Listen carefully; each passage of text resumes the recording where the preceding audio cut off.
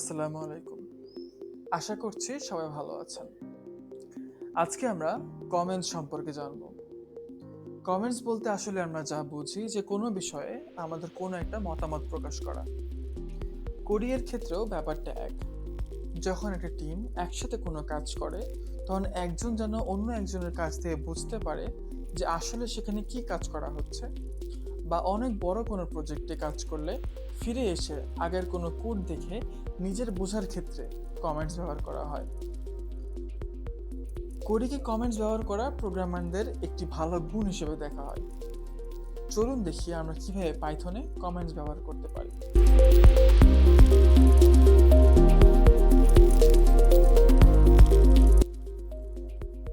Code যে লাইনে লেখা হয়েছে তার যে কোনো পাশে আমরা হ্যাশ চিহ্ন ব্যবহার করে আমাদের কমেন্টে লিখতে পারি। কমেন্টে এমন হতে হবে যেটি আসলে ওই নির্দিষ্ট লাইনে কি কাজ করা হচ্ছে সেটির একটি ছোট্ট বর্ণনা। এক্ষেত্রে আমি লিখছি, displaying text onto the console using print function. খেয়াল করে দেখবেন এই লাইনটি এবং কোডের লাইনটি কিন্তু আলাদা রঙের। এর মাধ্যমে পাইথন ইন্টারপ্রেটার ডিফারেন্সিয়েট করে এবং এই কমেন্টের লাইনকে পুরোপুরি ইগনোর করে দেয়। দেখেন, এবার যদি রান করি তাহলে দেখবেন আমাদের বাংলাদেশ লেখাটা এসেছে, শুধু কমেন্টে কিন্তু শো করেনি।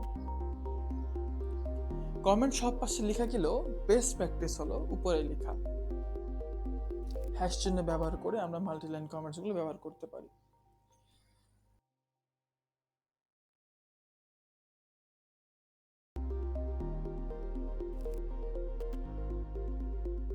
তো এই ছিল কমেন্ট লেখা নিয়ে বিস্তারিত। পরবর্তীতে নতুন কোনো বিষয় নিয়ে আলোচনা করা হবে। ধন্যবাদ।